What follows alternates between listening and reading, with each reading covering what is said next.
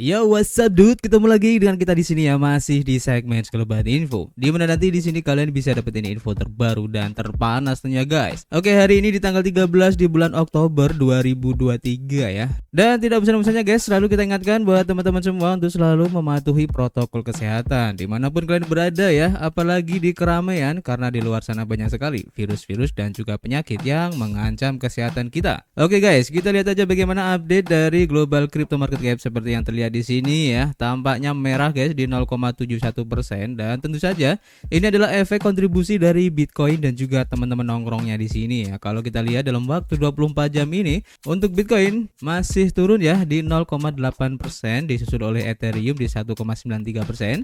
Begitu juga dengan BNB ya, turun di 0,8%, XRP juga turun di 1,3% guys. Dan kalau kita lihat di sini tampaknya ya memang masih merah sebagian besar untuk altcoin ini guys, dan perubahannya rata-rata antara 0 sampai 1% aja. Kemudian kalau kita lihat di sini untuk perubahan yang terjadi ya dari pergerakan harga Bitcoin itu sendiri terlihat dari time frame daily-nya. Close candle kemarin ini merah dan sempat tertahan di harga sekitar 26.500 ya.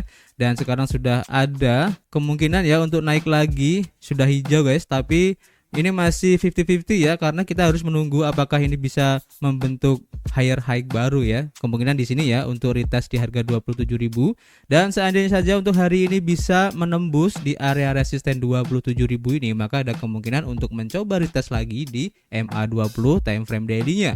Dan kalau saja bisa menembus juga mengikuti tren yang sudah dibentuk di sini ya, kemungkinan akan lanjut lagi mencoba retest di MA 200 time frame daily di sini guys untuk target utamanya ya.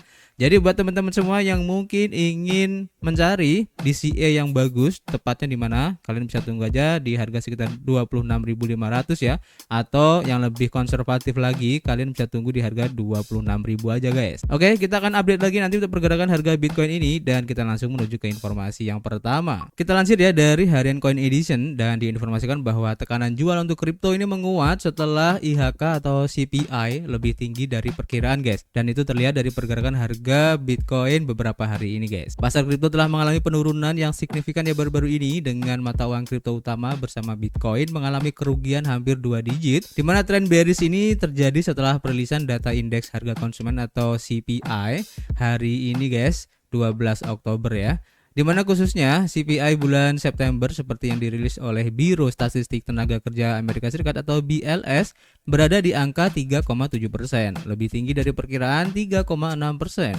Sebagai gambaran ya, CPI ini mengukur inflasi yang melacak harga sekeranjang barang dan jasa yang dibeli konsumen di Amerika Serikat. Jika CPI lebih tinggi dari yang diperkirakan, hal ini dapat menyebabkan aksi jual pada aset-aset beresiko, termasuk mata uang kripto, seperti halnya pasar yang mengalami penurunan signifikan menjelang publikasi CPI. Di sisi lain, angka CPI yang lebih rendah dari ekspektasi dapat meningkatkan sentimen dan menyebabkan rally di pasar aset beresiko guys. Pada bulan Juli ya, Bitcoin mengalami peningkatan tekanan jual yang tidak terduga setelah perilisan notulen rapat Komite Pasar Terbuka Federal atau FOMC Amerika Serikat.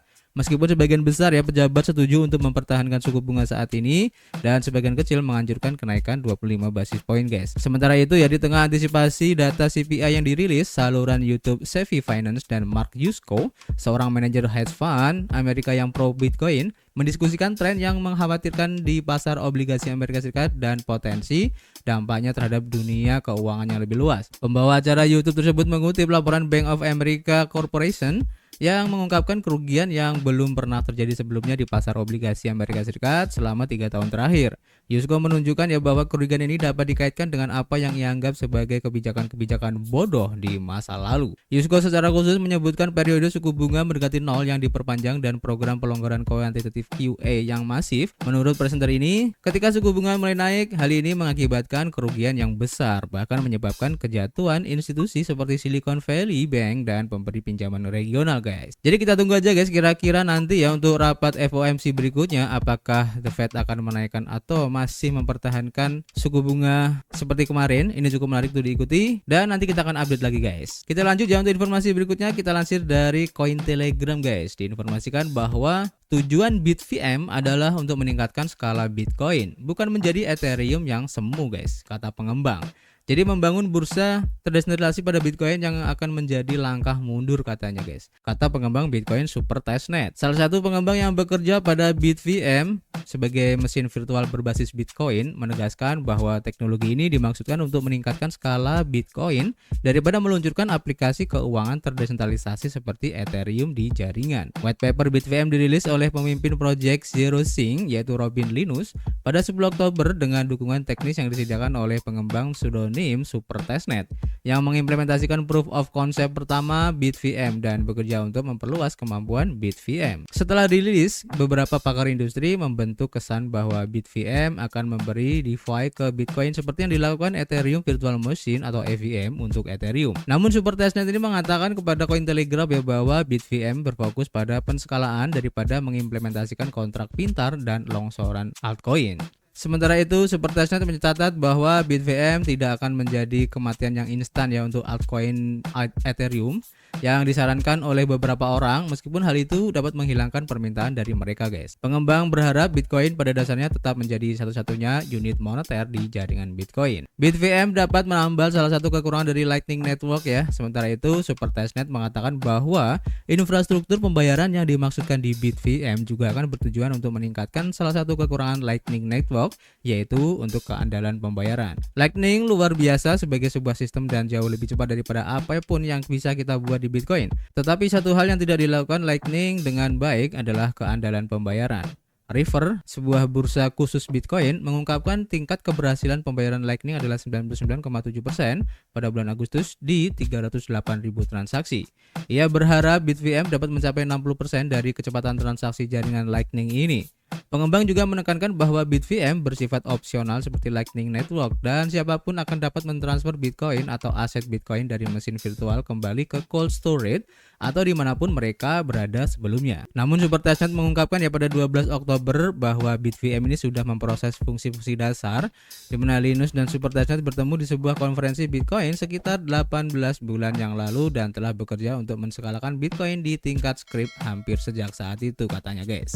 Jadi kita tunggu aja guys apakah BitVM ini bisa menyelesaikan masalah penskalaan di Bitcoin, karena ini cukup menarik guys. Dan seandainya saja ya BitVM ini bisa mewakili ya 60% kecepatan transaksi dari Lightning Network, ini akan sangat keren banget guys, karena seperti yang kalian tahu ya Lightning Network ini kecepatannya sangat luar biasa untuk transaksi guys. Kita lanjut ke informasi berikutnya ya. Kita lansir dari harian Bitcoin Systemi. Diinformasikan Komisi Perdagangan Federal atau FTC mengumumkan penyelesaian dengan Voyager guys. Komisi Perdagangan Federal Amerika Serikat atau FTC mengumumkan bahwa mereka telah mencapai kesepakatan ya dengan perusahaan mata uang kripto yang telah bangkrut yaitu Voyager.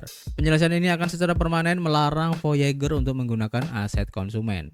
Selain penyelesaian tersebut, FTC juga mengajukan ya gugatan terhadap mantan CEO perusahaan tersebut. Untuk detail dari kasus ini belum diungkapkan. FTC tidak memberikan rincian lebih lanjut ya tentang gugatan ataupun penyelesaian terhadap mantan CEO Voyager ini. Sekitar 1 jam sebelumnya, si FTC telah mengajukan gugatan terhadap pendiri dan mantan CEO Voyager ini guys. Jadi kita tunggu aja guys untuk informasi lebih lanjutnya ya tentang statement dari Voyager terhadap FTC ini guys. Ini cukup menarik. Dan kita lanjut ke informasi berikutnya. Kita lansir dari harian Crypto Briefing. Diinformasikan bahwa Mastercard menguji untuk uji coba CBDC pada Ethereum di Australia. Jadi uji coba ini berfokus untuk meningkatkan interoperabilitas antara blockchain pribadi dan juga publik. Mastercard baru-baru ini menyelesaikan uji coba mata uang digital bank sentral atau CBDC bekerjasama dengan Reserve Bank of Australia atau RBA dan Digital Finance Corporation Research Center atau DFCRC. Proyek ini mengeksplorasi kemampuan Mastercard untuk memungkinkan transaksi CBDC di blockchain Ethereum publik. Secara khusus ya, Mastercard ini memamerkan bagaimana teknologinya dapat memungkinkan pemegang CBDC percontohan untuk membeli token non-fungible atau NFT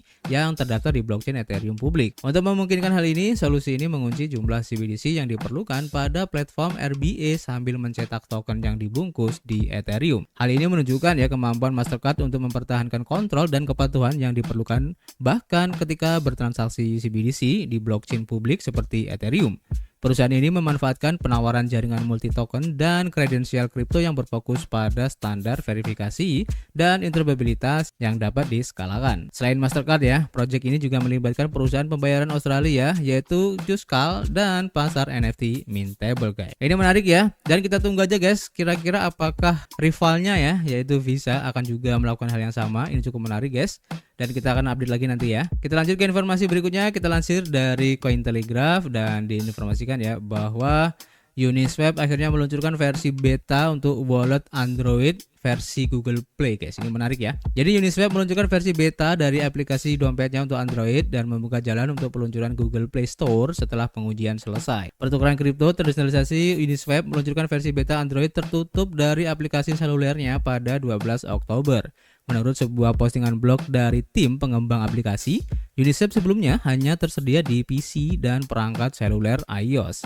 Uniswap adalah bursa kripto terdesentralisasi terbesar di dunia berdasarkan volume kumulatif yang telah memproses lebih dari 1,7 triliun dolar perdagangan sejak didirikan, menurut data dari DeFi lama.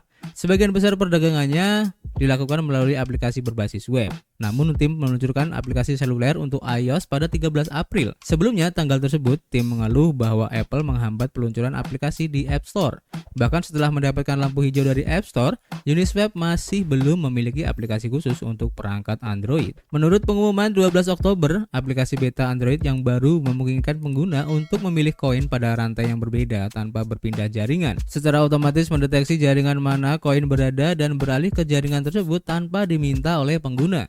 Aplikasi ini dapat digunakan pada Polygon, Arbitrum, Optimism, Base, dan BNB Chain saat ini dengan lebih banyak kompatibilitas rantai yang dijadwalkan untuk masa depan. Dapat ini juga merutekan transaksi Ethereum melalui kolam pribadi ya untuk membantu menghindari serangan front running dan juga sandwich. Meskipun fitur ini dapat dimatikan jika pengguna menginginkannya. Setelah itu ya, secara otomatis mendeteksi sebagian besar koin yang memiliki biaya transfer bawaan. Biaya-biaya ini ditampilkan di antarmuka, membuat penggunanya menyadarinya. Pengumuman tersebut ditautkan ya dengan pendaftaran untuk daftar tunggu email yang dinyatakan akan digunakan untuk meluncurkan salinan aplikasi ke pengguna awal. Tim ini juga berencana untuk merilis kode sumber terbuka aplikasi dalam beberapa minggu mendatang sebagai bagian dari audit keamanan dengan Trail of Bit. Uniswap bukan satu-satunya bursa terdesentralisasi yang menawarkan wallet seluler. Pada tahun 2021, OneInch meluncurkan wallet seluler untuk iOS dan versi Androidnya diterbitkan pada bulan Oktober guys. Jadi kita tunggu aja guys kira-kira seperti apa untuk wallet versi Android dari Uniswap ini guys, karena cukup menarik ya, sehingga akan mempermudah kita untuk bertransaksi, dan kita tunggu juga kira-kira efeknya seperti apa terhadap token dari Uniswap itu sendiri guys, yaitu UNI. Oke, jadi untuk informasi hari ini cukup ya, nanti kita akan update lagi, dan seperti biasa guys, kita masih menunggu kritik dan saran kalian di kolom komentar. Nanti kita bisa ngobrol banyak di dalamnya, dan tentu saja guys, kita akan ketemu lagi di informasi berikutnya. Peace.